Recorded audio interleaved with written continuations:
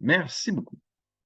Alors, tout d'abord, merci tout le monde de prendre ce temps avec nous pour explorer toutes les facettes de la transition socio-écologique. Euh, pour vous mettre en contexte un petit peu, cette activité-là est organisée dans le cadre du mois de l'économie sociale.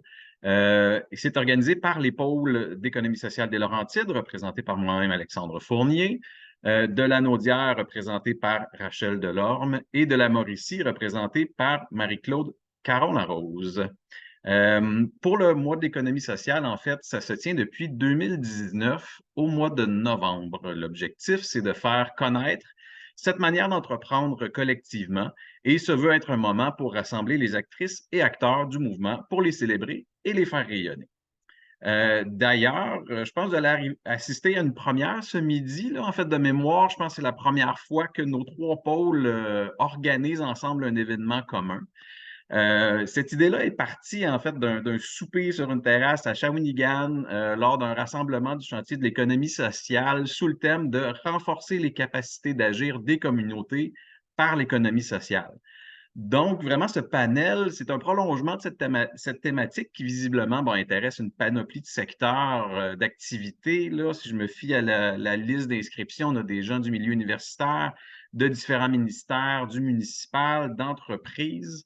Bref, tout ça pour dire qu'il n'y a pas de petites idées, puis que nous sommes tous à la recherche de solutions pour la transition socio-écologique propulsée par l'économie sociale. Avant de passer la parole à Gaël Généreux, qui est chargé de projet en économie circulaire au TIES, donc territoire euh, innovant en économie sociale et solidaire. Yes. Yeah. Donc, c'est elle qui va animer notre panel ce midi. Je vais vous expliquer un peu le déroulement du panel. Donc, étant donné le nombre élevé de participants, on est en mode webinaire.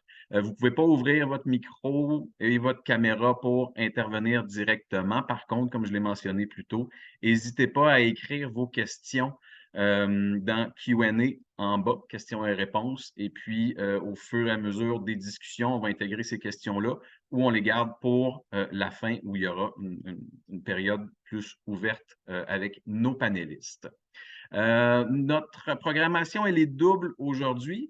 Donc, on commence par un panel avec trois organisations choisies par nos trois pôles autour du sujet de la transition socio-écologique. On voulait comprendre comment ils sont impactés par les changements climatiques, quelles stratégies sont mises en place pour s'y adapter. Et ce sera aussi l'occasion de comprendre comment ces organisations peuvent jouer un rôle actif dans la transition socio-écologique. Et en deuxième lieu, en fait, une manière concrète d'opérationnaliser la transition, ça passe notamment par l'économie circulaire.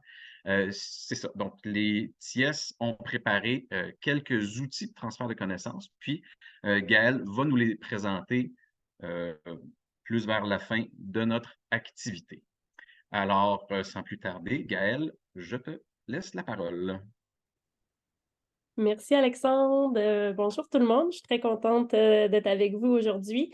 Je m'excuse d'avance, j'ai un petit rhume, donc ma voix n'est pas optimale. J'espère que ça va quand même bien se passer.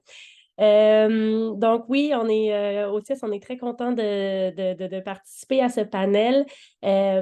Pour vous présenter rapidement le TIES, on est un organisme qui fait du transfert de connaissances pour soutenir l'écosystème de l'économie sociale à maximiser leur impact. Donc, on fait un peu la courroie de transmission entre le milieu de la recherche et le terrain, donc les entreprises d'économie sociale elles-mêmes. L'idée, c'est vraiment que la recherche puisse percoler sur le terrain, mais inversement aussi que les entreprises d'économie sociale puissent nourrir la recherche. Donc, on a un peu ce lien, cette courroie de transmission-là. On fête nos 10 ans cette année depuis 10 ans, on travaille sur une multitude de sujets, la mesure d'impact social, l'immobilier collectif, l'économie circulaire et tout plein d'autres sujets. Et le fil rouge à travers ces thématiques-là, pardonnez-moi, ça commence, pardon. En fait, c'est la transition socio-écologique. J'ai d'ailleurs des collègues qui ont fait une très bonne synthèse de connaissances sur le sujet. Donc, si vous voulez la consulter, vous pouvez aller dans notre section publication sur notre site Internet qui est le ties.ca. La transition socio-écologique, c'est un concept pour lequel il n'y a pas de définition unique. Au TIES, nous, on l'a décrit comme le passage de l'état actuel du système à un état socialement plus juste, inclusif et écologiquement viable. Et les activités reliées à la transition ont comme objectif d'atteindre un équilibre entre à la fois les besoins humains, mais aussi la capacité des écosystèmes.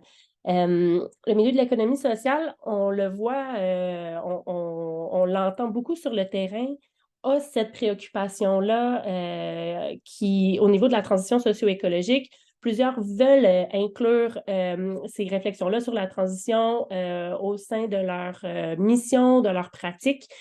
Et d'une autre part, on voit aussi beaucoup d'initiatives citoyennes qui sont dans une perspective de transition et qui voient peut-être l'économie sociale comme un moyen privilégié pour un peu consolider là, leurs activités ou leurs implications. Et donc, c'est toutes ces questions-là qu'on veut explorer aujourd'hui avec vous. Et la transition, c'est une approche hyper complexe qui nécessite une multitude d'acteurs, une multitude de points de vue. C'est pour ça qu'on a fait le choix aujourd'hui de prendre trois organisations assez différentes, comme vous allez le voir, mais qui ont toutes une réflexion et des approches sur la transition socio-écologique aujourd'hui. Donc, sans plus attendre, je vais vous présenter nos panélistes. Je vais m'entretenir au départ sur les questions de résilience et d'adaptation au changement climatique avec la Société de développement du réservoir Kiamikia. C'est une entreprise d'économie sociale qui protège un territoire de 184 km² dans les Laurentides, tout en offrant des emplois locaux pour éviter l'exode de sa population vers les grands centres. Je vais ensuite échanger avec le Conseil régional de l'environnement de Lanaudière, qui est membre du pôle d'économie sociale de Lanaudière. On va parler ensemble de la participation citoyenne pour la transition socio-écologique, mais aussi de la place des entreprises d'économie sociale dans la transition. Et je vais finir avec la coopérative de solidarité ETC, donc École, Travail, Communauté, qui est située en Mauricie et qui a fait le choix de mettre l'économie circulaire et la réduction des déchets au cœur de son modèle d'affaires. Donc, pour faciliter les échanges, je vais m'entretenir plus directement avec chacune d'elles pour débuter et par la suite, on fera une période de questions où tout le monde va intervenir à tour de rôle en fonction des sujets évoqués. Donc, je vais commencer, comme je le disais, avec Laurence Brière, qui est responsable des communications pour la Société de développement du réservoir Kiamikia, ce qui est situé dans les Laurentides. Bonjour Laurence. Allô, ça va bien? Oui, merci. Pour débuter, on aimerait en savoir un petit peu plus sur votre entreprise d'économie sociale, qui vous êtes, qu'est-ce que vous faites? Voilà. Grosso modo, le parc régional Kiamikia, on est situé dans la municipalité là, de Rivière-Rouge, donc entre Mont-Laurier et Tremblant. Grosso modo, le parc a été créé pour venir le protéger et le conserver. C'était un lieu qui était à la base un territoire public. Donc, les gens venaient faire le party, faisaient un petit peu du camping, un peu n'importe où. C'était pas structuré. Et puis, finalement, en 2013, le parc a été créé, le parc régional Kiamikia, dans le but vraiment de venir protéger le territoire et venir créer des impacts économiques et environnementaux pour la région. Donc, grosso modo, nous, on est spécialisé en canot camping. Donc, les gens partent en canot et vont dormir sur des îles en camping. On est reconnu pour nos grandes rives de sable. Puis, ce qu'il faut savoir, c'est que le réservoir, c'est un réservoir, en fait. Nous, c'est pas nous directement qui va réglementer, pas réglementer, mais qui va décider du niveau de l'eau du réservoir. C'est vraiment un autre groupe de personnes qui va le faire. Nous, au parc, on est en plein développement. On est un jeune parc. De 2013 à 2018, le parc était en début, donc il n'y avait pas énormément d'actions qui avaient été faites. Depuis 2018, là, on commence vraiment à avoir une augmentation d'achalandage et de développement, une augmentation là aussi des ressources financières. Donc, voilà. Puis, on est en train de créer un très gros projet qui est le projet de développement de la baie Blueberry pour nous permettre d'être ouverts à l'année, puisque pour le moment, on est seulement ouvert l'été. Donc, voilà. Génial. Et vous, ben, comme vous êtes sur le terrain, dans la nature, vous êtes directement aussi observateur des changements climatiques. Donc, il y a eu, de ce qu'on a compris, il y avait certaines réalités que vous vivez sur le terrain face au changement climatique, puis certaines adaptations que vous devez mettre en place. Est-ce que vous pouvez nous en dire un petit peu plus là-dessus? Oui, grosso modo, nous, les changements climatiques, on les vit surtout par les forts vents. Donc, des fois, des alertes à la tournade, des choses comme ça. Donc, nous, c'est vraiment les forts vents qui viennent impacter nos opérations dans le parc parce que le réservoir, c'est un grand étendue d'eau. Donc, par moment, là, on peut parler de vagues de 4 pieds. Donc, c'est quand même assez ça peut brasser beaucoup, là, si je peux dire, là, pour des clients quand ils partent sur le réservoir en canot. Donc, voilà. Puis des fois, ben évidemment, les forts vents, ça peut entraîner des arbres qui vont tomber. Donc, ça a quand même un certain risque là, pour la sécurité de nos campeurs. Donc, on peut voir vraiment les changements climatiques par rapport aux forts vents qu'on vit là, depuis plusieurs années. Là, depuis 2, 3 ans, je dirais que ça a peut-être eu une petite augmentation là, par rapport aux années précédentes. Euh, Ensuite de ça, ben, c'est sûr que nous, on est un réservoir d'eau, on n'est pas un réservoir hydroélectrique.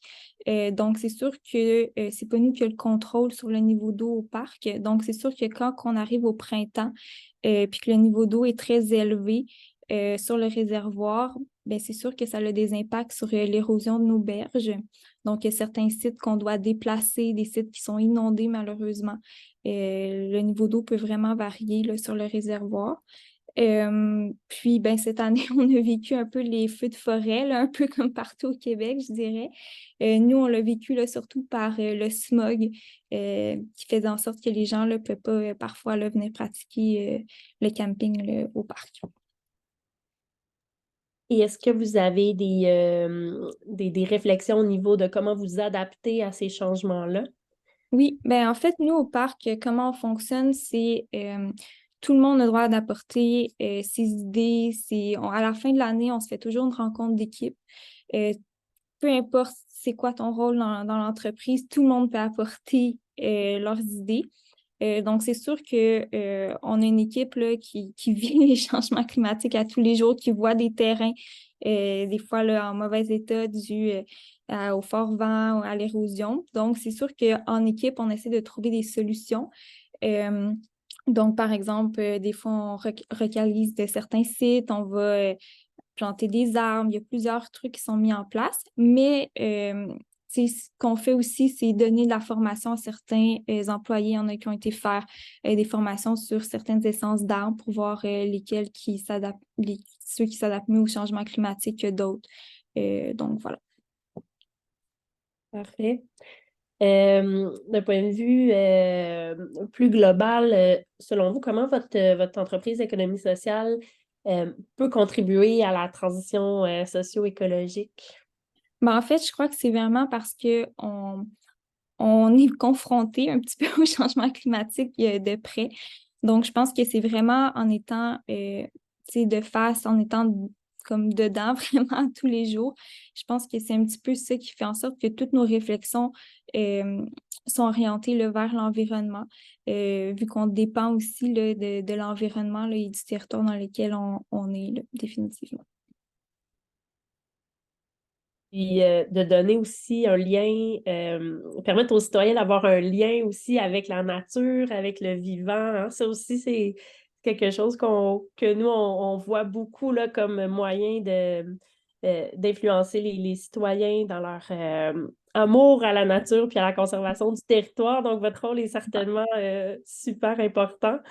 Vous avez aussi parlé de certains projets à venir. Est-ce que vous voulez nous en dire un petit peu plus?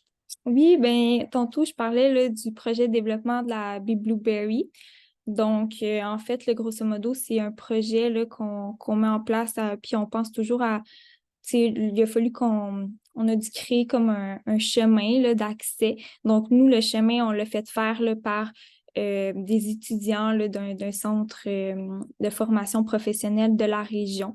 Donc, on essaie d'aller chercher c'est ça, le plus possible de façon, je pourrais dire éthique, tout ça, des fournisseurs, Ensuite de ça, les arbres, on a dû couper quelques arbres. Toutes les arbres qui ont été coupées, on a limité le plus possible, mais tous les arbres qui ont été coupés dans le parc, on les réutilise pour les sacs de bois de nos clients, parce qu'on ne veut pas que les clients brûlent n'importe quel bois qu'ils trouvent dans la forêt. Donc, nous, on leur fournit des sacs de bois. Donc, tout le bois qui est coupé ou malheureusement, tantôt, je mentionnais les forts vents, quand il y a des arbres qui tombent sur certains sites, tout le bois qu'on peut récupérer, on le récupère là, pour nos clients pour, en fait, là, limiter l'achat de bois, là, puis de coupe là, inutile aussi. Parfait. Puis en terminant, comment, pour un projet comme le vôtre, comment on peut soit assurer la croissance? Nous, en économie sociale, on parle plus de changement d'échelle que de croissance. Donc, comment réfléchir au niveau d'un changement d'échelle tout en essayant de respecter les limites d'accueil puis de protection du territoire? C'est quelque chose d'important pour vous aussi. Donc, comment conjuguer, c'est ça, ce changement d'échelle-là, mais aussi la pression d'avoir trop de personnes peut-être sur notre territoire? Oui, bien, c'est sûr qu'en ce moment, tu sais, la croissance va bien. On a encore, tu sais, le parc est très, très vaste, très grand. Donc, c'est sûr que, tu sais, en ce moment, le parc est pas du tout à sa pleine capacité, là, si je peux dire. Donc, c'est sûr que nous, il y a certains lieux dans le parc qu'on va protéger. Donc, certains lieux qui, évidemment, là, il n'y aura pas de développement qui va se faire à ces endroits-là. C'est sûr qu'on n'est pas rendu à comme penser, est-ce qu'un jour, il va falloir qu'on limite les gens dans le parc? Tu sais, je pense que ça se fait aussi un peu naturellement, dans le sens où est-ce que quand tous nos sites sont réservés, bien, tous nos sites sont réservés. Tu sais, on ne va pas accepter que des clients campent un peu n'importe où, là, sur une île ou des endroits où c'est pas bien aménagé. Donc, voilà. Parfait. Ben, merci beaucoup, Laurence. On aura l'occasion d'aller plus dans les détails tout à l'heure quand on ira dans notre discussion de groupe, mais merci beaucoup de nous avoir présenté le projet. Maintenant, je vais poursuivre avec Aurélie Carpentier, qui est chargée de projet corporatif, concertation et économie circulaire pour le Conseil régional de l'environnement de Lanaudière. Bonjour, Aurélie. Bonjour. Bonjour. Est-ce qu'on peut en savoir un petit peu plus sur le CREL? Qu'est-ce que vous faites? Qui êtes-vous? Oui, bien sûr. En fait, le Conseil régional de l'environnement de Lanaudière, on est un CRE, c'est notre petit surnom, parmi 17 autres au Québec. Donc, toutes les régions administratives, sauf le nord du Québec, ont un CRE et maintenant, il y en a un aux îles de la Madeleine également. Ça fait une trentaine d'années qu'on est les principaux interlocuteurs du gouvernement en matière d'environnement. Donc, notre mission principale est sur 3 fronts: concerter, conseiller et influencer en matière d'environnement et de développement durable. Notre but, en fait, c'est de proposer des solutions et de mettre en œuvre des actions. Donc, on a plusieurs domaines d'intervention. Par exemple, la lutte au changement climatique, l'éducation relative à l'environnement, l'aménagement, la protection des milieux naturels, la gestion des matières résiduelles, la gestion de l'eau également. Donc, comme je vous disais, ça fait 32 ans que le CRE Lanaudière est en place et fait son travail auprès des acteurs du milieu. Donc, on peut dire qu'on a développé un savoir-faire de la région. Lanaudière est un peu particulière parce qu'on a plusieurs sous-régions dans notre région et différentes réalités socio-économiques également. Donc, je pense qu'une des forces de notre équipe, c'est qu'on est des professionnels, on est 8 en fait dans l'équipe et on est tous 100% dans nos doigts. Donc, on connaît bien notre milieu de vie, on connaît bien les réalités aussi, puis on a des bonnes connaissances de l'écosystème, autant naturel que social. Merci. Puis oui, des organisations comme la vôtre est vraiment essentielle pour justement réfléchir à la transition socio-écologique. Puis c'est ça, vous avez un rôle important aussi au niveau de l'accompagnement des citoyennes et des citoyens pour contribuer à cette transition-là.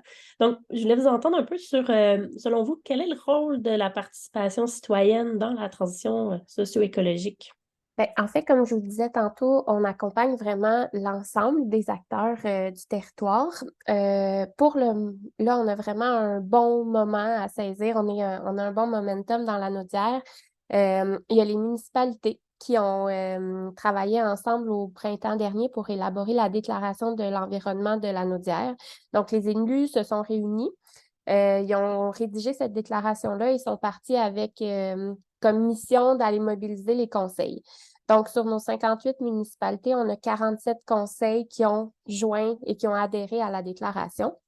À ça, on ajoute que récemment, j'ai concerté des industries et des commerces et qui sont eux aussi prêts à travailler pour la transition et pour une meilleure qualité d'environnement dans la région. Eux, leur motivation principale, c'est d'être des leaders, bien sûr, dans leur domaine, mais aussi de donner une meilleure qualité de vie à leurs employés.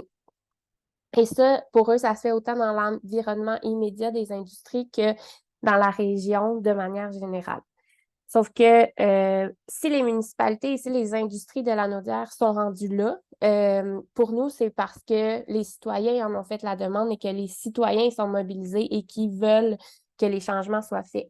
On pense vraiment au CRE que les citoyens ont le pouvoir de faire les choses différemment et de demander que les choses soient faites différemment, que ce soit par les choix et les lieux de consommation ou encore par le vote lors des élections. T'sais, un bon exemple, c'est le mouvement vert des élus municipaux aux dernières élections qui ont vraiment, on l'a vraiment vu dans la région, il y a vraiment plus d'engagement politique pour l'environnement. Donc, les citoyens sont aussi des employés, généralement des employés de la région, qui maintenant, dans un contexte de manque de main-d'œuvre, peuvent faire des demandes à leurs employeurs, peuvent choisir des employeurs qui ont des valeurs qui leur ressemblent également. Donc, on voit beaucoup aussi de mouvements citoyens qui prennent de l'ampleur. Puis je pense en fait qu'avant, les citoyens avaient l'impression que leurs actions étaient des petites gouttes d'eau dans l'océan, alors que maintenant, on entend beaucoup parler de ce qui se fait ailleurs. C'est un des côtés positifs des réseaux sociaux. On voit ce qui se fait autant dans la région que ailleurs ça peut être dans le Québec ou ailleurs dans le monde même. Puis on ramène ces initiatives-là dans nos communautés locales. Donc, nous, en tant que CRE, ce qu'on peut faire, c'est d'appuyer ces initiatives citoyennes-là pour que ça devienne des parties prenantes, puis qu'elles soient structurées, puis qu'on puisse le faire à l'ensemble de la région. Super. Puis justement, ce qui m'amène à mon autre question, comme je le disais tout à l'heure, on voit des fois des initiatives des citoyennes en faveur de la transition qui vont faire le choix de se structurer avec le temps en entreprise d'économie sociale pour leur donner soit un cadre, parfois pour devenir des interlocuteurs aussi avec différents acteurs publics, donc un peu pour se faciliter leur organisation. Je voulais vous entendre là-dessus. Est-ce que, premièrement, c'est commun de voir des initiatives citoyennes qui deviennent des entreprises d'économie sociale? Puis, est-ce que c'est toujours souhaitable? Est-ce que c'est quelque chose qu'on vise ou pas nécessairement? On préfère que ça reste justement plutôt dans le secteur de la société civile, mobilisation citoyenne? Je pense en fait que pour répondre à cette question-là, je vais y aller aussi un peu plus largement. Ça peut être, c'est souvent du cas par cas en fait, puis on est vraiment beaucoup dans ça, dans l'analyse de c'est quoi le contexte autour de la mobilisation citoyenne. Qu'est-ce qui ferait que les changements seraient plus durables et plus efficients? Est-ce que c'est de se structurer ou est-ce que c'est de rester une structure citoyenne sans structure? Ça dépend vraiment du cas par cas. Mais je pense que pour arriver à cette analyse-là, ce qu'il faut faire, c'est arrêter de penser les choses en silo. Je pense qu'on a vraiment longtemps séparé la santé, l'environnement, l'économie, le social, et que là, on doit vraiment faire un effort de réfléchir à tout ça ensemble. Un des bons exemples, c'est vraiment le cas de la santé. Il va falloir qu'on comprenne que la santé humaine est intimement liée à la santé de l'environnement et que tant qu'on ne protégera pas notre santé puis qu'on ne mettra pas ça en premier, on fonce dans un mur parce que la qualité de vie de tous va être affectée. Donc, je sais que ça ne répond pas 100% à la question, Mais est-ce que c'est est-ce que c'est mieux ou pas? Je pense que c'est vraiment un cas par cas, puis de comment est-ce que ça va nous aider à structurer puis à répondre aux besoins. Parfait, ben, c'est une bonne réponse. Finalement, je voulais savoir, est-ce qu'il y a des projets à surveiller sur votre territoire, des choses qui s'en viennent? On voudrait vous entendre là-dessus. Mais en fait, on a beaucoup de projets qui sont en cours et en développement. Notre organisation est vraiment a le vent dans les voiles là, présentement parce que ben, justement, il y a des demandes, autant des municipalités, des entreprises que des citoyens. Puis nous, on est là pour les accompagner. Donc, on fait vraiment, on travaille sur plusieurs fronts. Un de nos départements qui est super actif, c'est le département de l'éducation relative à l'environnement. On a beaucoup de projets. Il y a notamment le projet Carbone scolaire qui s'adresse aux jeunes du primaire pour l'éducation sur les changements climatiques. Récemment, on a aussi été dans les écoles secondaires pour leur parler de changement climatique, mais plus à l'échelle mondiale dans le cadre de la COP28 qui s'en vient à Dubaï. Donc, on a fait réfléchir les jeunes sur c'était quoi leurs demandes et qu'est-ce qu'ils souhaitaient en matière d'engagement climatique internationaux. Et on en est venu à une déclaration des jeunes de la Naudière pour l'environnement qu'on a remis aux élus. On a aussi des projets à plus petite échelle de jardins de permaculture ou bien d'accompagnement de... Cet été, on était avec le Crédil, qui est un organisme qui accueille les immigrants dans la région. Et on avait un projet de jardin avec les jeunes.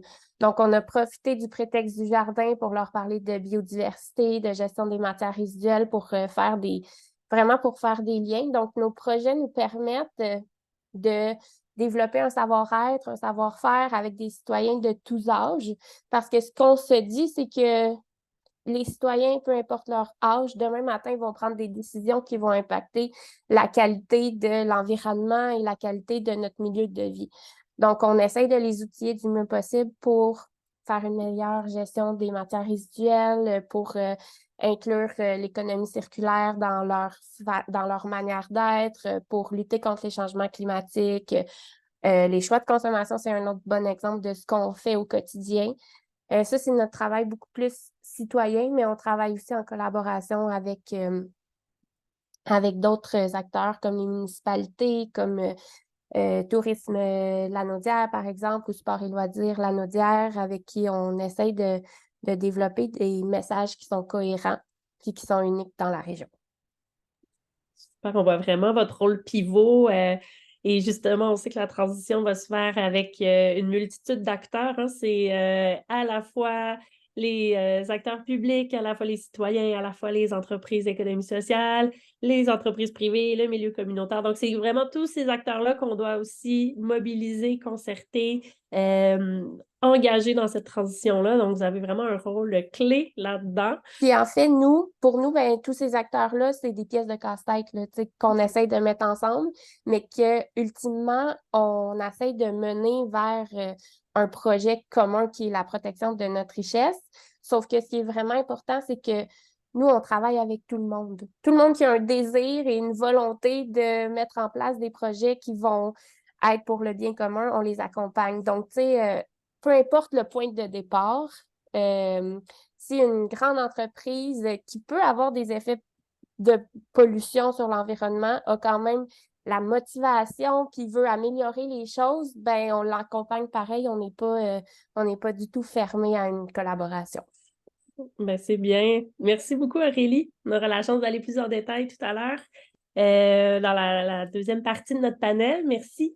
Maintenant, je vais m'entretenir avec Kate Parent, qui est directrice générale pour la coopérative de solidarité ETC, donc École Travail Communauté, qui est située à Latuc, en Mauricie, qui est une entreprise d'économie sociale qui a l'économie circulaire vraiment au cœur de son modèle d'affaires. L'économie circulaire, c'est vraiment une manière de revoir toutes nos logiques de production et de consommation. Kate, on aimerait en savoir plus sur votre projet, qu'est-ce que vous faites et voilà, on vous écoute. Oui, eh bien, la coopérative de solidarité ETC existe depuis 2009. Notre mission est vraiment sociale dans le sens qu'on est là pour faire de l'intégration au marché du travail. On est un centre de mise en valeur des ressources humaines. Notre objectif, c'est d'intégrer les personnes au marché du travail. Pour ce faire, on va mettre en place des plateaux de travail ou des ateliers de travail et c'est toutes ces activités-là qui sont vraiment reliées à l'économie circulaire. En fait, nous, on va récupérer des articles de seconde main auxquels on va donner une deuxième vie par le biais d'une de nos boutiques, on dit une boutique école, où nos stagiaires vont pouvoir offrir ces articles-là à la population en général. Donc, dans le fond, nos activités servent à former les gens, mais en même temps ont un impact direct sur la gestion des matières résiduelles parce que toutes les matières que nous, on va récupérer, il y en a une grande partie qui va être détournée de l'enfouissement. Merci. Et plus concrètement, comment ça se passe? Comment vous recevez les dons? Comment jusqu'au le parcours en fait du don là, jusqu'au moment où il se retrouve chez le consommateur? C'est ça. En fait, nous, on récupère les dons que les gens nous apportent directement à la coopérative. On a aussi des boîtes de dons là, qu'on appelle pour les dons textiles, un petit comme il se fait dans toutes les villes du Québec. Fait que la personne nous apporte son article, nous, on va le recevoir, on va l'évaluer, vérifier dans quel état il se trouve, est-ce qu'il est brisé, taché, réutilisable ou non. Et selon la catégorie dans laquelle l'article se trouve, il va cheminer jusqu'à se retrouver en magasin ou à se retrouver à l'éco-centre si l'article est en mauvais état. Dans le fond, la démarche qu'on fait, c'est d'essayer de sensibiliser les gens parce que il y a certains articles qu'on peut revaloriser, puis il y a d'autres articles qu'on ne peut pas revaloriser. C'est d'essayer de sensibiliser la population à ça. Puis en même temps, ça nous permet, nous, de répondre là, à notre mission, puis de faire travailler ces gens-là. Par exemple, les appareils électriques doivent être testés. On reçoit une bouilloire, un micro-ondes. Tout ça doit être testé, lavé. Fait que il y a tout un cheminement entre l'accueil de la réception et la vente en boutique de l'article. Et par ordre de grandeur, combien de matières vous détournez de l'enfouissement chaque année? En moyenne, 350 tonnes de matières résiduelles. Fait que pour la petite population de la TUC, c'est un volume qui est quand même très important. On parle d'environ 70 tonnes de textiles, d'environ 45 tonnes de matériel électronique et le reste, c'est des articles de maison divers, de la vaisselle, des livres, des jouets, des meubles, de la déco, tout ça. Fait que c'est quand même un volume important. Selon la catégorie d'articles, on va récupérer jusqu'à 99,9%. Puis il y a d'autres articles, au niveau du vêtement, on va récupérer 99% des vêtements, mais au niveau des autres articles de maison, on reçoit beaucoup d'articles qui sont brisés. Fait que là, à ce moment-là, on va parler plus de 60-70% de ce qu'on reçoit qu'on va pouvoir détourner là, de l'enfouissement. C'est des quantités assez hallucinantes. Puis on voit aussi là, dans les différentes ressourceries au Québec à quel point la quantité de matière qui, grâce à vous, trouve une seconde vie, qui se serait retrouvée à l'enfouissement autrement.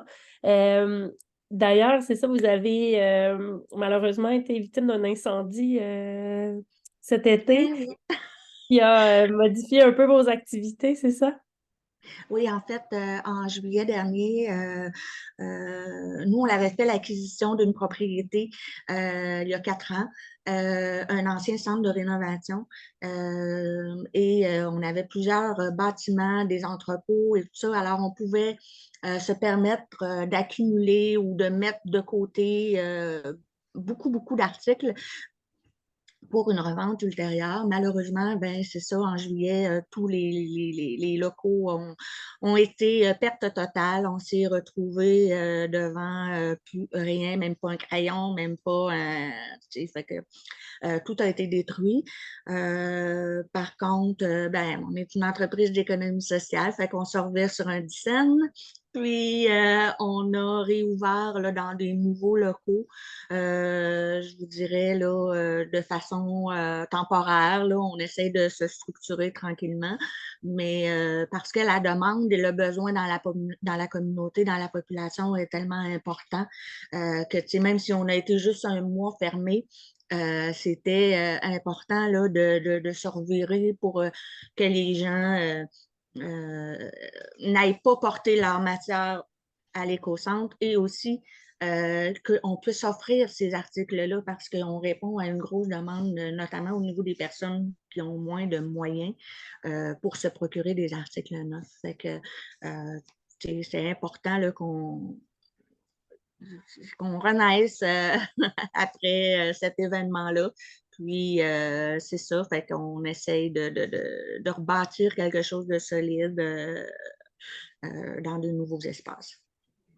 Et c'est ça, ce qu'il y a eu, donc en arrêtant subitement vos activités, est-ce qu'il y a eu une prise de conscience peut-être de la population ou des acteurs publics de comprendre finalement le rôle essentiel que vous jouez pour, entre autres, la gestion des matières résiduelles, offrir aussi des items à moindre coût à des gens dans le besoin? Est-ce qu'il y a eu une prise de conscience d'une certaine manière?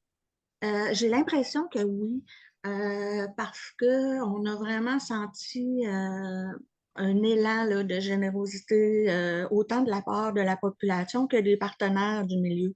Fait que quand les partenaires t'appellent, c'est parce qu'ils se rendent compte que, tu sais, ils sont plus là, il manque quelque chose, tu sais. Puis en même temps, ben, il y a eu comme tout un mouvement de la population de pression face aux acteurs du milieu auxquels ben, ils n'ont comme pas le choix de répondre parce que la demande est grande. Puis là, c'est plus à nos portes qui frappent, c'est aux portes de la municipalité, aux portes des autres partenaires pour dire, bon, ben, aider l'organisation parce qu'on en a besoin de cette organisation-là. Fait que, il y a eu une prise de conscience, je crois, effectivement, là, qui s'est fait dans le milieu là, pour le bien de tous, finalement. Vraiment, on ne souhaite pas ce type d'événement-là à personne, mais là, c'est vraiment venu mettre en lumière finalement le rôle essentiel que vous jouez à plusieurs niveaux. Hein. Donc, vous êtes important là, dans votre communauté. En terminant, quels sont les types de défis que vous vivez? Bon, oui, bien sûr, là, il y a une situation assez particulière, mais même au-delà de ça, quels défis vous vivez comme organisation? Ben, en fait, je te dirais qu'il y en a deux. Il y a le défi éducatif où il y a encore tellement de sensibilisation à faire pour éduquer la population dans ses modes de consommation. Fait qu'on a ce défi-là à essayer de trouver des façons de faire pour sensibiliser les gens. Mais on a aussi, je te dirais, des gros impacts par rapport à l'augmentation du coût de la vie. C'est un gros enjeu pour nous parce que le coût de la vie augmente, l'appauvrissement de la population augmente. Puis nous, on est comme confrontés à ces deux éléments-là qui font en sorte que on doit, oui, répondre aux besoins de la population qui est appauvrie, mais en même temps, on subit l'augmentation du coût de la vie comme les autres partenaires. Fait que ça, c'est un gros dilemme. Je te dirais que oui, si l'épicerie va monter ses prix, tu vas quand même aller t'acheter du pain. Mais nous, on ne peut pas se permettre d'augmenter nos prix parce que les gens n'auront plus les moyens, la capacité de s'offrir un manteau d'hiver, une paire de bottes d'hiver, bon, tout ça. Fait que tout cet enjeu-là aussi là, qui est important. Puis en sachant que vos coûts d'opération augmentent forcément aussi avec Exactement. l'augmentation du coût de la vie. On s'est parlé un petit peu avant, puis je trouvais ça intéressant. Vous m'avez dit que comme si quand vous changez les prix ou si vous tentez de changer les prix, les gens ont tendance à réagir plus fortement, comme si, vous m'avez dit, le fait d'être une entreprise d'économie sociale, on est plus démocratique, mais les gens se permettent aussi inversement d'être peut-être plus critiques par rapport à, en allant chez son épicier, il dirait, vous avez augmenté le prix du pain, je vais me plaindre au gérant, mais dans votre cas, ça... Oui, c'est ça. Tu sais, c'est une situation qu'on trouve un peu bizarre dans l'équipe de dire, ben, tu sais, oui, moi, je vais à l'épicerie, j'achète du pain, j'achète du lait, je sais que le prix a augmenté, mais je ne demanderai pas pour voir le propriétaire pour lui dire, ben là, ça n'a pas d'allure, tu sais. Bon. Mais nous, on va être confrontés à ça. Les gens vont nous dire, ben là, pourquoi vous augmentez les prix? Les articles vous sont donnés.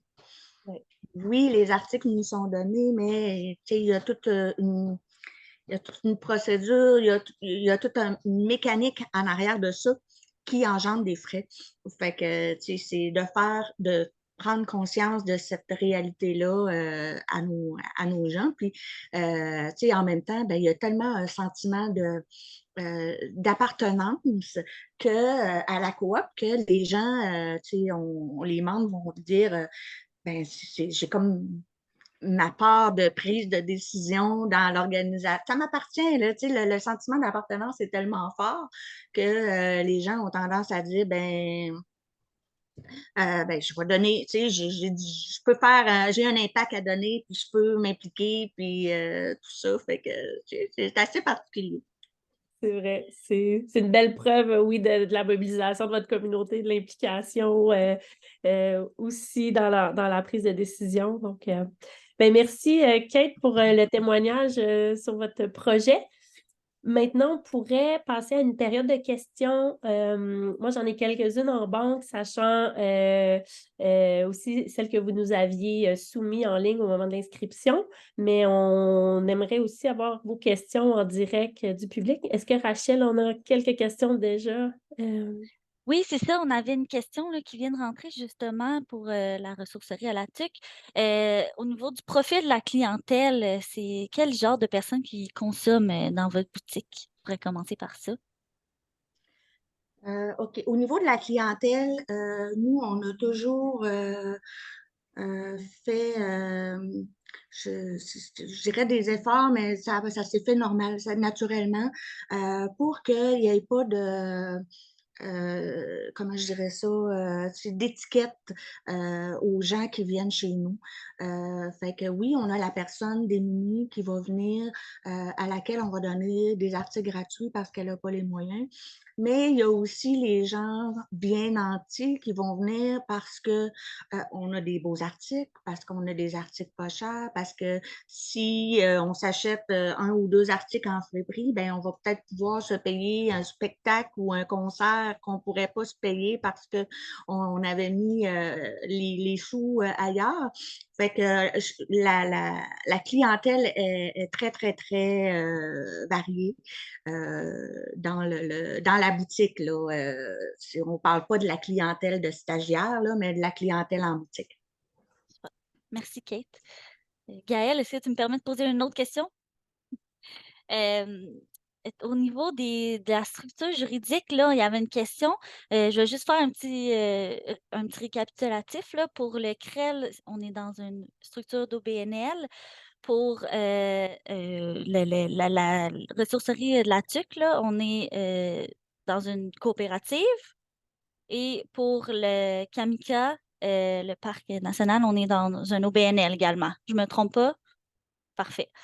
Et puis là, la question disait comment le volet collectif de l'entreprise permet de contribuer à la mission et contribuer à la transition. Si on peut vous entendre là-dessus, le premier qui a l'inspiration de répondre, ouvrez votre micro, allez-y. peux y aller.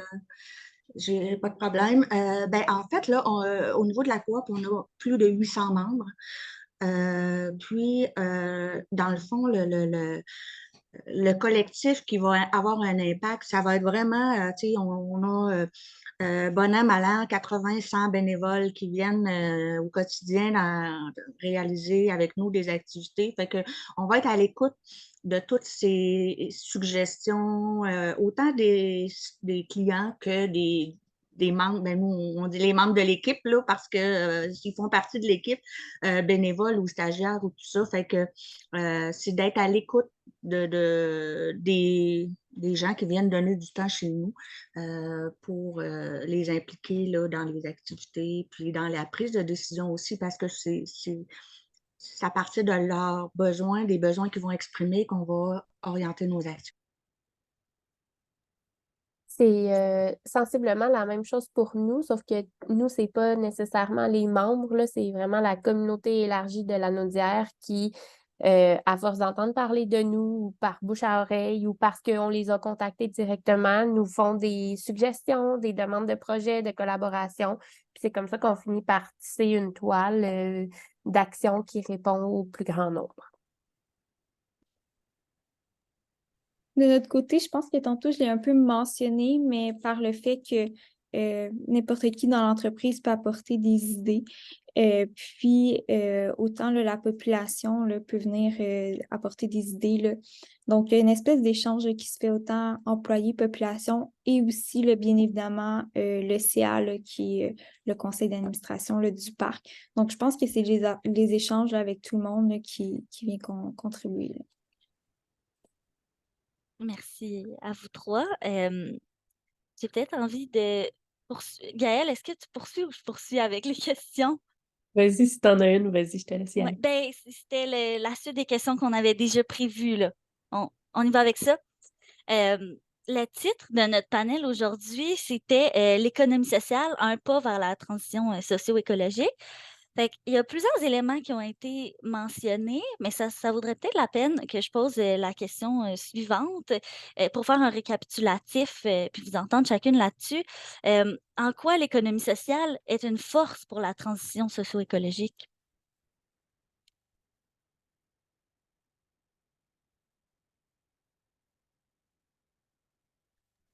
Bien, c'est un petit peu en lien avec ce qu'on vient de dire, mais l'économie sociale est connectée aux besoins du milieu par la communication, principalement par la transparence, par la transversalité. Fait que je pense en fait que c'est dans les valeurs. Pour moi, une bonne manière d'atteindre l'économie sociale, j'en ai un petit peu parlé, mais c'est par l'économie circulaire, justement par les valeurs d'échange, de partage. Donc, je pense vraiment que l'économie sociale est une bonne manière de répondre aux besoins directs du milieu. Je pense que aussi de notre côté, l'économie sociale devient un peu comme notre force en tant qu'employeur aussi. Puis j'entends aussi les autres, là, je pense que c'est un petit peu la même chose parce que je pense ça nous permet d'aller chercher là, des candidats qui ont l'environnement à cœur, qui ont certaines valeurs, là, puis ça devient après une force aussi pour l'entreprise parce qu'ils peuvent apporter des idées, des fois des choses qu'on n'a pas pensées. Fait que je pense que c'est un petit peu ça. Je pense que c'est vraiment une force pour une organisation. Là. On peut devenir un employeur un peu plus de choix, peut-être. Ben, pour nous, en fait, c'est sans équivoque les valeurs que l'économie sociale prône, mais je pense aussi à des valeurs comme la facilité d'adaptation, la résilience. Tu sais, on est des entreprises qui sont humaines, qui sont proches des gens, fait que on va être à l'affût de ces choses-là, puis en même temps, ben, on va pouvoir rapidement adapter nos façons de faire pour les rendre davantage, comment je dirais ça, davantage écologiques. Merci. Et il y a une question qui m'intrigue beaucoup, que j'ai envie de poser tout de suite. C'est quoi votre vision pour l'avenir? Où est-ce que vous imaginez votre projet en 2050, disons? Ça serait peut-être un moment aussi de si vous avez des stratégies de changement d'échelle que vous mettez déjà en place ou que vous envisagez de mettre en place, d'en parler un petit peu aussi.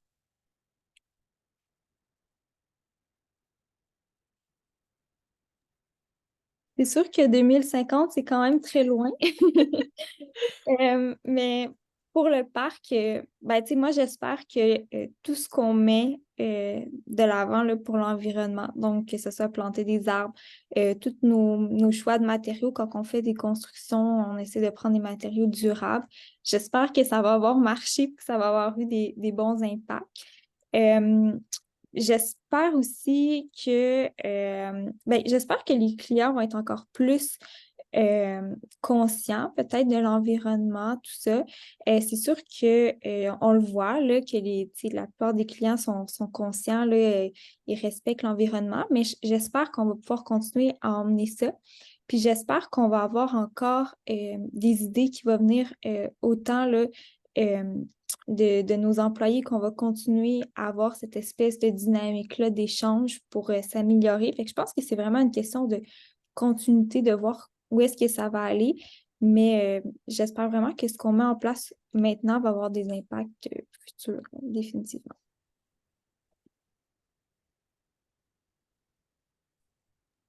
Je vais un peu dans ce sens-là. Tantôt, je vous parlais d'une concertation que j'ai faite avec les acteurs. En fait, c'était une concertation dans le but de protéger la biodiversité. Puis ce qui est ressorti, c'est vraiment intéressant, c'est les acteurs lanaudois ont envie de travailler ensemble, ont envie de se parler pour élaborer un message commun qui va se refléter dans toutes les sphères, vraiment, là, tu sais, dans la santé, autant dans le milieu communautaire, dans le milieu économique. On veut vraiment un langage adapté, mais qui va dans le même sens. Donc, pour moi, ce que je souhaite, c'est qu'on mettra en place cette structure-là de communication entre tout le monde, qu'il y ait moins de compétitivité, mais beaucoup plus de collaboration, de transversalité aussi. Qu'on cesse de travailler puis de réfléchir en silo parce que vraiment l'environnement est partout. Ce qu'on a besoin, c'est d'entraide. Puis je sens vraiment, c'est peut-être parce que je suis optimiste ou nouvelle dans l'anneau d'hier, sauf que je sens vraiment qu'on a cette ambition et ce désir-là de travailler tous ensemble. En tout cas, c'est mon désir, puis c'est vers ça que je veux qu'on travaille. Donc, je veux qu'on travaille ensemble à une meilleure structure régionale, puis ensuite une structure plus globale. Puis qu'enfin, on soit moins dans les discussions et beaucoup plus dans l'action concrète.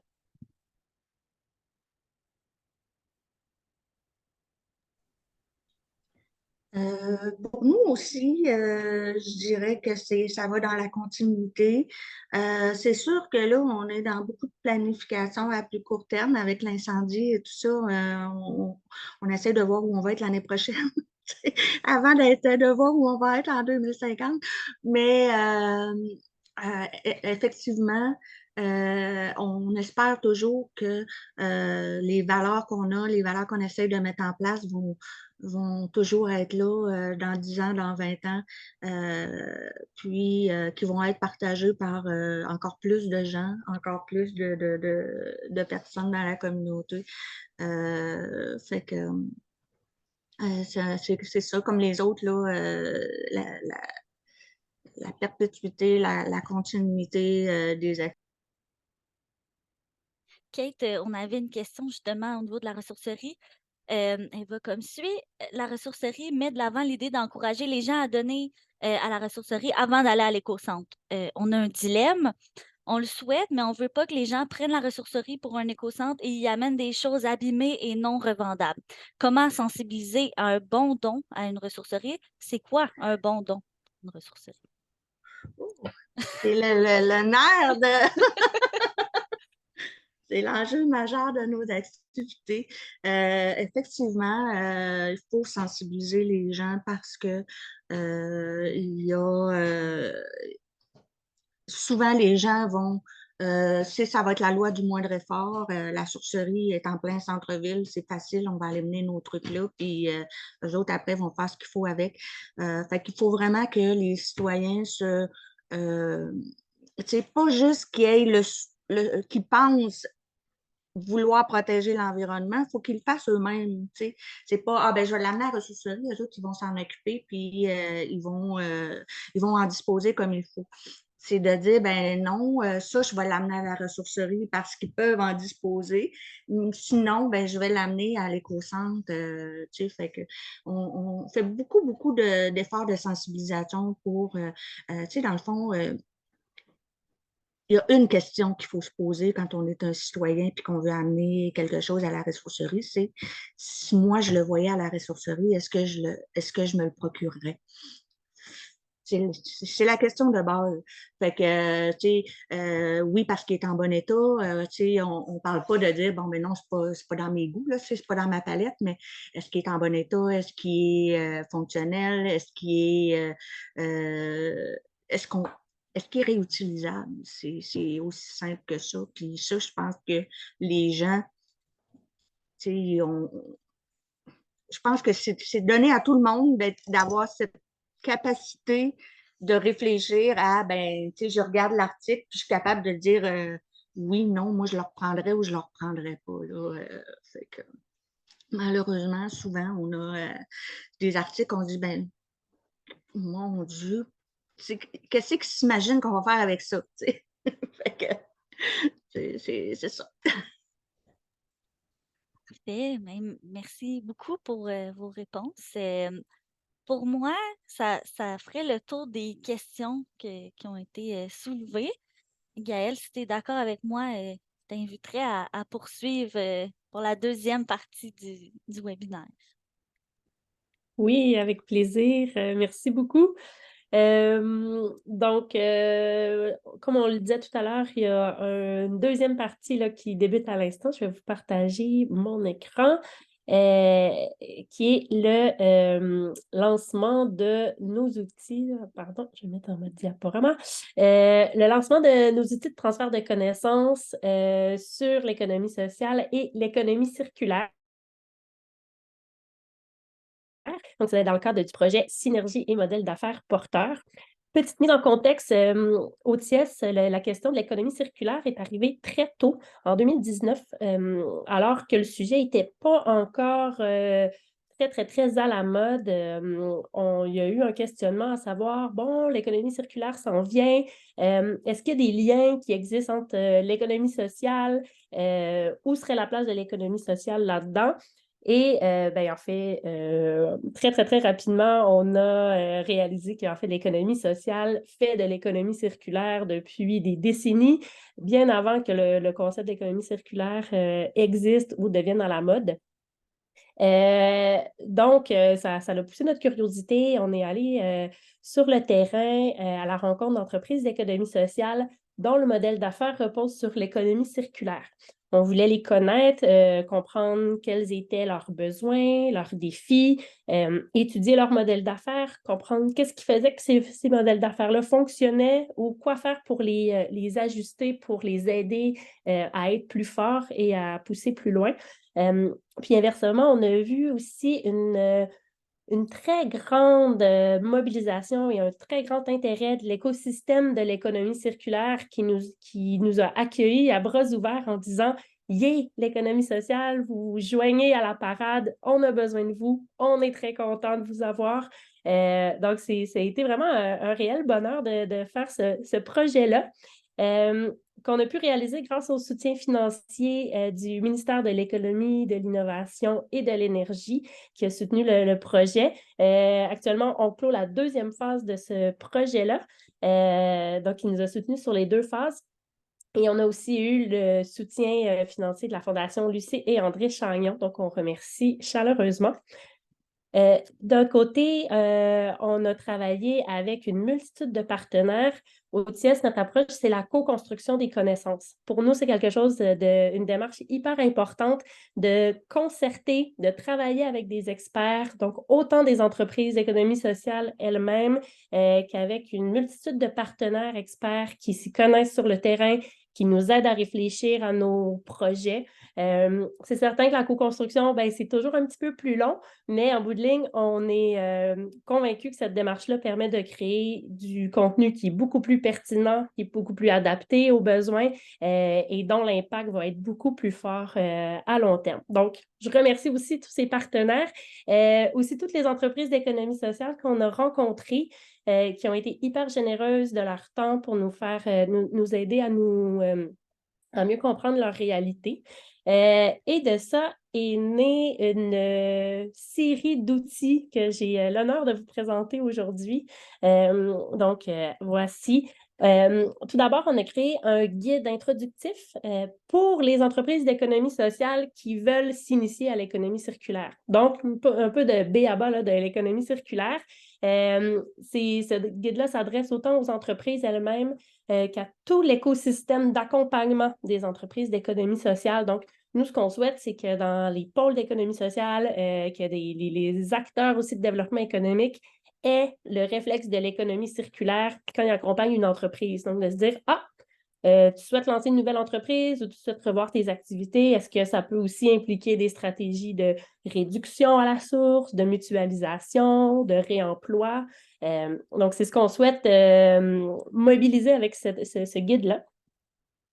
On a, comme je vous disais tout à l'heure, on est allé à la rencontre de tout plein d'entreprises qui travaillent, qui ont des modèles d'affaires qui conjuguent l'économie sociale et l'économie circulaire. Et on a trouvé, en fait, 8 modèles d'affaires qu'on trouvait particulièrement intéressants et viables. Donc, ce guide sert un peu comme outil de référence pour des gens qui voudraient démarrer des entreprises, mais aussi des entreprises elles-mêmes qui ont des modèles d'affaires sur l'économie sociale et circulaire. Donc, il y a une variété d'exemples, mais aussi un désir d'avoir on a répertorié les défis qu'ils vivent, mais aussi des pistes pour consolider les modèles d'affaires. Donc, qu'est-ce qu'on peut faire en fonction de notre modèle d'affaires pour être plus attractif, pour mener nos activités, pour avoir une meilleure santé financière. Donc, on veut vraiment que ces entreprises-là aient des pistes de solutions et puissent être guidées vers des modèles d'affaires qui vont être à la fois viables, mais aussi qui vont avoir un rôle clé sur l'environnement. Par la suite, au fur et à mesure qu'on faisait nos recherches, on remarquait aussi des défis qui étaient vécus par les entreprises d'économie sociale et circulaire qui étaient au-delà de leur modèle d'affaires. Donc, des défis plutôt systémiques au niveau parfois de la réglementation, au niveau du financement, donc des freins qui vivaient. Et parallèlement, plus que notre projet avançait, plus des acteurs publics venaient nous voir en disant on souhaite soutenir l'économie sociale à travers l'économie circulaire, mais on ne sait pas trop comment faire. Donc, c'est sûr qu'on a pris la balle au bon. On était très heureux d'avoir cette envie et de sentir l'engouement pour le sujet. Donc, on a créé ce document-là pour répertorier quels sont les freins vécus par les entreprises, mais aussi donner toujours des pistes de solutions, donc des leviers potentiels que les acteurs publics, entre autres, peuvent mettre en place, avec aussi des exemples de ce qui se fait soit ailleurs au Québec, mais aussi en France, là, notamment. On a fait une mission, un échange avec la France où on a pu voir aussi des bonnes pratiques sur place. Donc, avec ce guide-là, on espère outiller là, les acteurs publics et autres acteurs décisionnels là, sur la question de l'économie sociale et circulaire. Un petit argumentaire aussi, parce que l'économie sociale a un rôle vraiment clé dans le développement de l'économie circulaire et ce qu'on voit, c'est que ce rôle-là est hyper important. Donc, on voulait aussi outiller les entreprises d'économie sociale à avoir un argumentaire pour mettre de l'avant le fait qu'ils ont fait le choix de l'économie circulaire. Par la suite, on s'est concentré sur 2 domaines particuliers qui nous semblaient particulièrement porteurs au niveau de l'impact environnemental qu'ils avaient, donc le secteur agroalimentaire. Ce guide-là, c'est en fait un guide où on essaie de voir quelles sont les stratégies que des entreprises d'économie sociale dans le secteur agroalimentaire peuvent mettre en place pour rendre le milieu plus circulaire. Donc, on a des stratégies. On veut toujours mettre en exemple des exemples d'entreprises là, qui se sont engagées dans cette économie circulaire-là. Donc, voilà. Et certaines entreprises aussi qui ont vraiment une réflexion beaucoup plus systémique au niveau de l'économie circulaire en alimentation. Deuxième domaine qu'on a aussi mis un focus, c'est au niveau des matériaux de construction. On le sait, le secteur de la construction produit une quantité hallucinante de déchets. Donc, comment l'économie sociale et circulaire peut jouer un rôle au niveau du secteur de la construction. Donc, encore, il y a un état de situation, mais aussi toujours des exemples d'entreprises d'économie sociale et circulaire qui sont engagées dans cette transition-là. Enfin, si vous êtes une entreprise d'économie sociale, vous voulez vous engager en économie circulaire, on vous a fait une liste de ressources que vous pouvez consulter, des ressources adaptées à vous, parce que malheureusement, on a aussi remarqué qu'il y a plusieurs freins, dont certains financements qui ne sont malheureusement pas accessibles aux entreprises d'économie sociale qui font de l'économie circulaire. Donc, on a vraiment essayé de focusser sur les éléments qui étaient importants pour vous. Aussi, si vous êtes un pôle d'économie sociale qui souhaitait, pôle ou autre acteur de l'écosystème qui souhaitait parler d'économie circulaire auprès de vos entreprises, on a créé un PowerPoint que vous allez pouvoir modifier, adapter à vos besoins avec une présentation de qu'est-ce que l'économie circulaire, des enjeux et tout plein d'exemples aussi d'entreprises avec nos modèles d'affaires. Et tout ça, des notes donc, que vous pouvez reprendre et utiliser. Enfin, on a un petit vidéo animé qu'on a fait qui dure moins de 2 minutes, juste un petit mise en bouche sur qu'est-ce que l'économie sociale et circulaire et pourquoi on doit les faire travailler ensemble. Donc, ça sera accessible sur YouTube dans ce cas-ci. Puis aussi, j'en profite pour vous présenter en fait, je ne vous présenterai pas les 7 aujourd'hui, mais on a aussi fait des fiches dans le cadre d'un autre projet en partenariat avec la Ville de Montréal où on présente des entreprises d'économie sociale et circulaire montréalaises dans une fiche qu'on a fait en collaboration avec le CISIM, donc le Pôle d'économie sociale de Montréal, et Synergie Montréal, dans ce cas-ci. Donc, tous ces outils-là, je ne les ai pas faits seuls. Je les ai faits aussi grâce à tous les partenaires que je vous ai présentés tout à l'heure. Aussi, je remercie beaucoup l'équipe du TIES. C'est un travail colossal qu'on a fait conjointement. Particulièrement Andréane Chevalier qui a été là tout au long du processus pour nous aider au niveau de la rédaction, de l'édition des contenus. Donc, merci Andréane. Et au TIES, on a vraiment réalisé que l'économie sociale et circulaire, c'est un sujet de l'heure. On se fait demander pour faire des présentations. N'hésitez pas d'ailleurs si vous avez envie qu'on vienne présenter ce qu'on fait sur l'économie sociale et circulaire. Pour nous, c'est toujours un plaisir d'aller sur le terrain, d'aller à la rencontre des entreprises, d'aller à la rencontre de votre écosystème. Donc, n'hésitez pas à nous solliciter. Et d'un côté, on poursuit nos travaux toujours sur la question. Dans les prochains mois, on a débuté des travaux sur la question du textile. Donc, justement, quelles sont les ressourceries qui existent au Québec, comment on peut les outiller davantage. Sur la question aussi du réemploi solidaire, qui est vraiment un sujet clé et comment aussi soutenir les acteurs du réemploi solidaire au Québec. Et tous ces travaux-là se font dans le cadre du PSES, donc un plan de soutien à l'économie sociale en gestion des matières résiduelles, qui est une démarche concertée là, par le chantier de l'économie sociale grâce au soutien du ministère de l'Économie, de l'Innovation et de l'Énergie.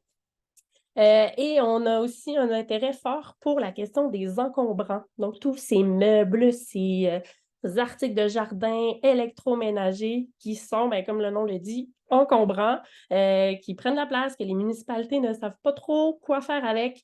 Et il y a plusieurs entreprises d'économie sociale qui ont des solutions, qui vont soit les reconditionner, les réemployer, faire de l'éco-design avec ça. Donc, nous, c'est des initiatives qu'on veut suivre et on aimerait voir se reproduire ailleurs au Québec sur le territoire pour aider sur la question des encombrants. Finalement, je vous invite le 25 janvier prochain, il y aura des invitations qui vont suivre. Dans le cadre du 10e anniversaire du TIES, on va faire un webinaire. Vraiment, cette fois-ci, on était sur la transition socio-écologique plus générale. Là, cette fois-ci, on aura vraiment le focus économie sociale et économie circulaire. Donc, mettez ça à votre agenda. Et voilà, si vous avez des questions, je suis disponible pour vous entendre. Pardon, je vais arrêter mon partage d'écran si vous avez des questions.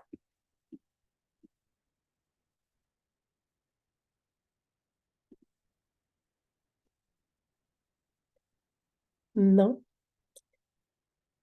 c'est beau. Les outils, en fait, sont lancés maintenant. Ils sont accessibles sur notre site Internet. Encore une fois, si vous avez des questions spécifiquement, vous avez envie d'être guidé aussi dans votre utilisation de ces outils-là, n'hésitez pas à nous contacter. Ça nous fera plaisir. Et on a aussi sur le site du TIES une multitude d'autres documents au niveau de la mesure d'impact social. On a des nouveaux outils qui s'en viennent au niveau des fiducies d'utilité sociale. Du rôle de l'économie sociale dans le milieu de vie des aînés. Donc, on travaille sur une multitude de sujets. N'hésitez pas à aller consulter nos publications puis à suivre ce qu'on fait pour être au courant là, de nos derniers travaux. Gaëlle, il y avait une question. Quels sont les axes à privilégier pour une entreprise d'économie sociale de services et non pas de produits qui souhaite entamer une démarche en économie circulaire? Bien, il y a beaucoup d'options au niveau des services. Puis, il y a même en fait on pourrait parler même d'une nouvelle approche qui est l'économie de la fonctionnalité, l'économie de la fonctionnalité et de la coopération. Bon, nous, en économie sociale, on parle déjà beaucoup d'économie de la coopération, mais il y a cette économie-là de la fonctionnalité qui est toute une manière de revoir notre rapport à la propriété des objets. Donc, par exemple, pour allonger la durée de vie de certains objets, il y a des entreprises qui vont faire le choix de ne pas vendre l'objet à titre de produit, mais plutôt vendre le service qui est associé, qui va être rendu par l'objet. Je donne un exemple, il y a la coopérative de solidarité Retourne-y, qui est une coop à Montréal, qui a réalisé en fait que la quantité de contenants jetables générés par les traiteurs, par les restaurants quand on prend des repas pour emporter, était incroyable. Donc, ils ont fondé leur entreprise sur l'idée de on ne vend pas des contenants, nous, on va vendre le service de collecte, de nettoyage, d'assainissement de ces contenants-là. Donc, c'est vraiment de repenser notre rapport à la propriété. Je n'ai pas besoin de l'avoir chez moi. Ce que j'ai besoin, c'est le service qui va m'être rendu. Donc, il y a aussi beaucoup en économie circulaire cette démarche-là au niveau de la question de propriété. Si on est une entreprise de service, il y a même toute une manière de revoir aussi ses fournisseurs, ses approvisionnements, avec qui on travaille. Donc, de se reposer la question sur qu'est-ce qu'on offre et est-ce que ce qu'on offre est quelque chose d'important et de pertinent aussi. Donc, comment aussi orienter notre offre de service pour avoir des produits et des services qui vont être réellement utiles et non des éléments non pertinents là, pour nous.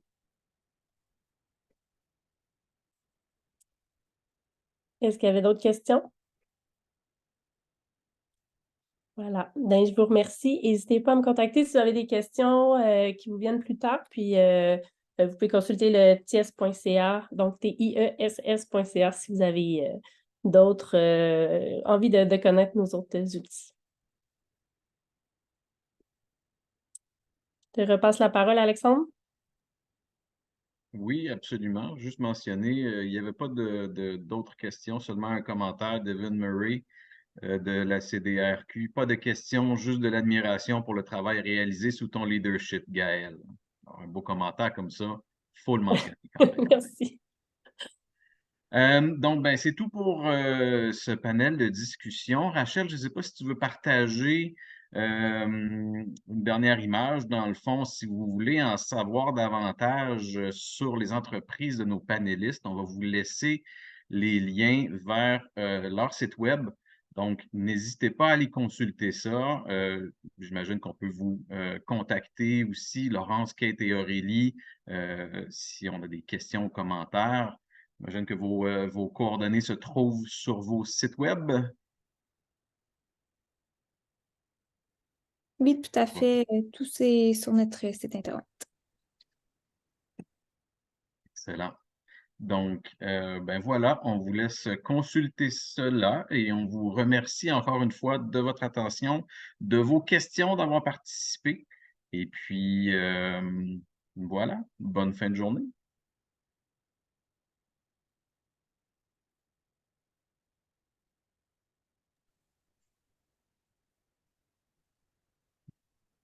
Merci beaucoup à nos panélistes. Merci tout le monde. Merci, bonne Ouais, merci journée. beaucoup. Bonne Merci. journée. Arrêtez l'enregistrement, Rachel.